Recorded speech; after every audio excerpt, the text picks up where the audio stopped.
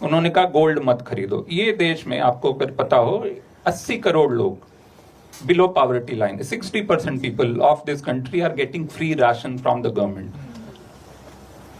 उनको बताया जा रहा है गोल्ड मत खरीद ले, है ना। मैं तो जैसे हर महीने में अपना रद्दी अखबार की इकट्ठी करके और रम की बोतलें लेकर तनिष्क चला जाता हूं कि देख लो थोड़ा चूरा दे दो, थोड़ा, है ना। ये अंगूठी मेरे को रगड़ दो बस, यहाँ मेरे को गोल्ड तो चाहिए मुझे, है ना।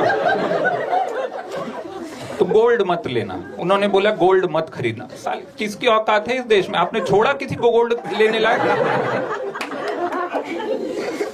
एक ही इंसान ऑफेंड हुआ होगा इस बात से, नीता भाभी।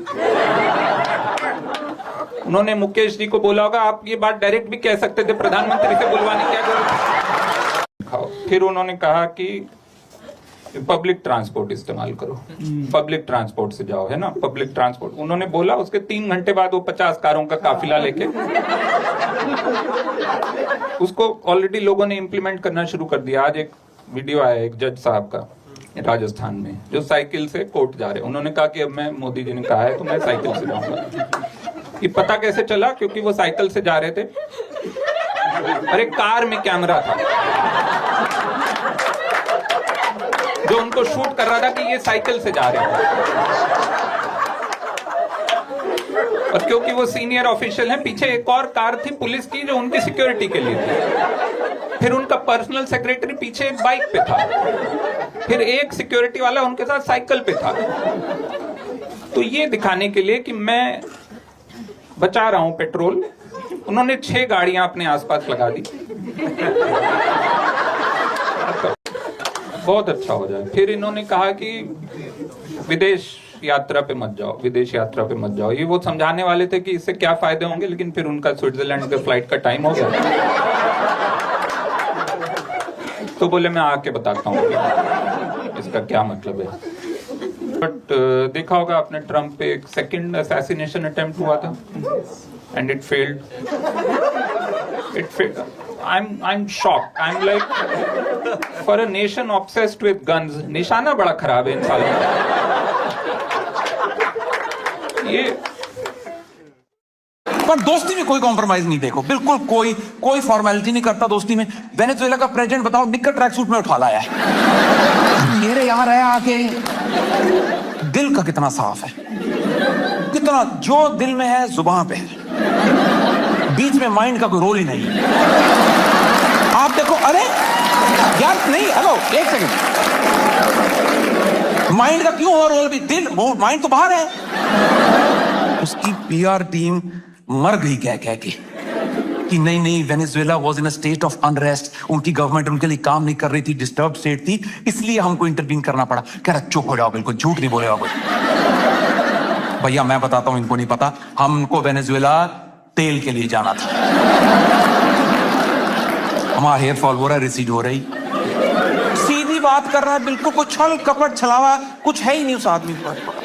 आधी बात बताता है, पूरी नहीं बताता। आधी बात बताएगा। जैसे फॉर एग्जांपल सितंबर में आपको याद होगा, एकदम से उठा, कह रहा है H1B वीजा,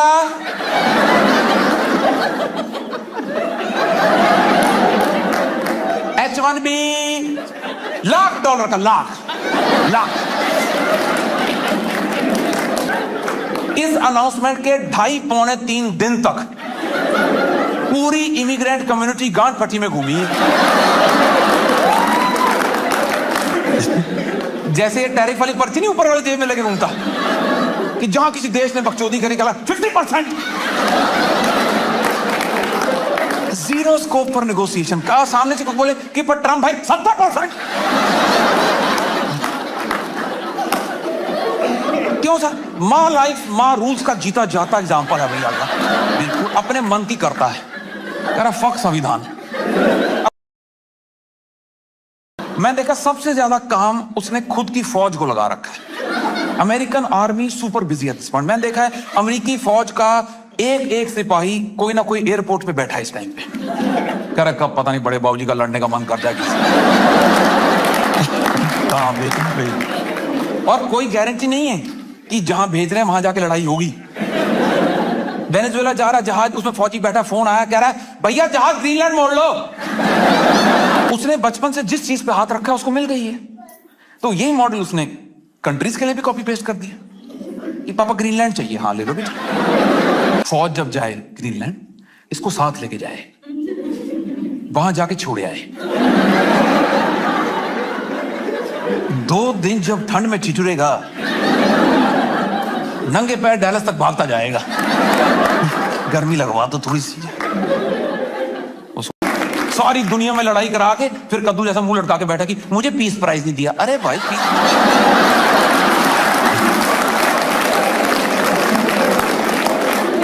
बनता है, उसका पीस प्राइज बिल्कुल बनता है, क्योंकि इसके कारण जो बाकी देश हैं वो आपस के कलेश भूल गए हैं। वहां शांति का आलम छा रखा है। 195 कंट्री हैं मदर अर्थ पे, 194 एकजुट होकर इसकी तरफ देख रहे हैं कि अब भैया क्या करेंगे। हाँ, ये लौंडियाबाजी, छिनार पंताई, ये सब खून में है मेरे दादाजी मेरे गांव के सबसे बड़े लौंडियाबाज। हाँ, एक बार लड़की छेड़ने के चक्कर में दांत तुड़वा बैठी थी। ऐसा नहीं कि लड़की को छेड़ लेते उसके भाई आके पीट गए, अब बालकनी से सीटी मारे थे, दांत नीचे गिर गए। अच्छा हद तो तब हुई ना जिस लड़की को सीटी मारे थे बहन वो दांत वापस करके गई है। और इतना बेशरम मेरा दादा, उसके जाते ही मुझे दांत दिखा के कह रहा है, देख रहा है नाती कैसे स्माइल दे के गई है। ऐसी रही। पर बहुत मुश्किल है बेरोजगारी, मैंने फिगर आउट किया है। क्योंकि ना बेरोजगार आदमी की लाइफ में ना एक तो एंटरटेनमेंट नाम की चीज़ नहीं है। हाँ, आप कुछ इंजॉय नहीं कर सकते। एक दिन मैं मैच देख रहा था, कोहली बढ़िया खेल रहा था, मैंने अपने पापा को बुला लिया। मैंने कहा पापा पापा आ जाओ, कोहली का फॉर्म आ गया है। कहते हैं भर ले फिर। भर ले फिर। मैंने कहा पापा आप हमेशा ताने क्या देते रहते हो, बहनचोद आदमी अपने घर पर मैच नहीं देख सकता। कह रहे क्या बोला तूने, दोबारा बोलियो।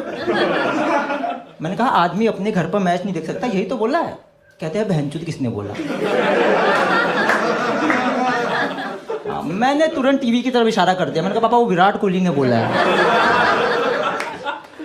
हाँ यार, मेरे बाप ने एक तो मुझसे बहुत फॉर्म भरवाए हैं।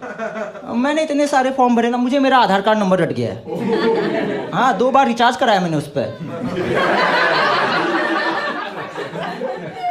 और भाई जो फॉर्म भरने का प्रोसेस है, क्या हेक्टिक प्रोसेस है। एक तो जितनी बार फॉर्म भरना होता है उतनी बार फोटो खिंचवानी पड़ती है। हाँ, मैं इतनी बार फोटो स्टूडियो गया हूँ ना, 2-3 बार मुझे मोदी जी मिले वहाँ, वो भी खिंचवा रहे थे। मैंने तो दुकान वाले से बोला कि भैया मोदी जी भी पेपर दे रहे हैं क्या।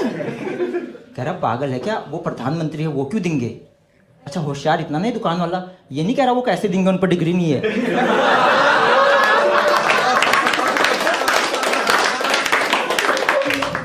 मैंने तो दोस्ती कर ली भाई उससे, इसलिए नहीं कि होशियार है, मोटिवेट बहुत करते हैं। जैसे घर वाले मुझे नल्ला, निकम्मा, नालायक पता नहीं क्या क्या कहते हैं, बस वही है जो मुझसे कहते हैं कि भैया चिनअप।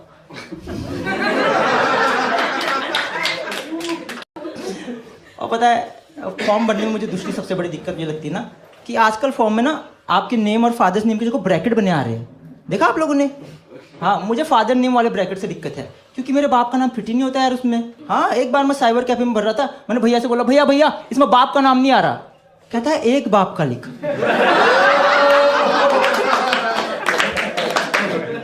और उसने ये इतने कॉन्फिडेंटली कहा है ना, मेरे को डाउट हो गया कि बहनचोद कोई 2 बाप का लिख रहा है। और फॉर्म के साथ पता है सबसे मेजर दिक्कत ये है कि जो फॉर्म बना रहा है ना उसको कोई आइडिया नहीं है भर कौन रहा है। हाँ, वो ऐसे फालतू सवाल पूछ रहा है, परमानेंट एड्रेस, टेम्पररी एड्रेस और एनी अदर एड्रेस। मैंने कहा हरामजादे, 3 जगह रहने की मेरी औकात होती है, मैं बहनचोद बैंक पीओ का पेपर दे रहा होता। मेरे घर वालों ने मुझे शादी वगैरह में लेना छोड़ दिया। मेरे कजन की शादी थी, कह रहे तू नहीं जाएगा, तू नाक कटाता है। मैंने कहा क्या हो गया वहाँ, मैंने ऐसा क्या कर दिया। कह रहे वहाँ तो गिरे हुए नोट उठाता है। मैंने उनको समझाया पापा पासिव इनकम है। कह रहे एक्टिव कौन सी है। मैंने कहा वो दूल्हे के गले में आपको नोट की माला दिख रही है? कहते हैं नहीं। मैंने कहा क्योंकि मेरे जेब में है। शादी तक तो फिर भी सही था। मेरे घर वाले मुझे मेरे घर के मंदिर में अलाउड नहीं करते। ऐसा नहीं है कि मुझे पीरियड्स वगैरह आते हैं, वो अलाउड नहीं करते, क्योंकि एक बार मैंने मंदिर से कुछ पैसे चुरा दिए थे। देखो करना पड़ता है सर्वाइवल के लिए। और मंदिर से चुराए पैसों के बारे में मैं आपको बता दूं, किसी को मजबूरी हो करना पड़े ये सब ना, जब भी मिले उन्हें सुखा लेना। हाँ, मेरे मंदिर के नोट पर तेल लगे हुए थे, पापा को मिल गए। और तेल भी इतना, ऐसा नहीं कि थोड़ा बहुत एक दो बूंद, सने हुए थे वो।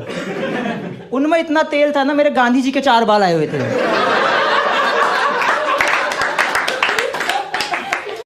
और मैं आप लोगों को बताऊं ना, कभी भी बैंक जाना ना, पेन लेके मत जाना। मैं गया था, मैं अपना फॉर्म भर रहा था, इतने एक बूढ़ी दादी आ गई, कह रही बेटा मेरा भी भर दे। अब देखो मैं हूँ बेरोजगार आदमी, मैं अच्छे कर्म में बिलीव करता हूँ। मैंने कहा हे भगवान आप बस जॉब दिला देना। मैंने दादी का फॉर्म भरा, फिर दूसरी दादी आ गई, मैंने कहा हे भगवान आप बस जॉब दिला देना। फिर तीसरी दादी आ गई, भैंचो मैं कंफ्यूज हो गया। मैंने कहा भगवान ये चित्रगुप्त की जॉब दिला दी क्या मेरे को? हाँ यार 50 से ज्यादा दादियों की लाइन लगी थी, ऐसा लग रहा था स्वर्ग के गेट पे बैठ के पर्चियां काट रहा हूं मैं। 30 के बाद तो मैं बोल के आया हूं कि दादी लंच ब्रेक के बाद आना।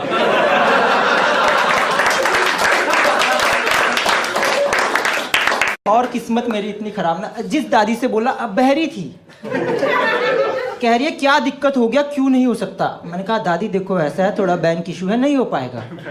कह रही है क्या है? मैंने कहा बैंक इशू है। कहती है बहन की चूत होगी तेरी।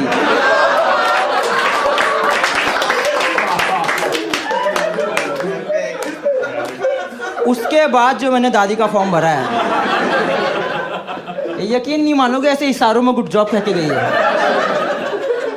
मैंने कहा थैंक यू दादी। कहती लौड़े सिग्नेचर है।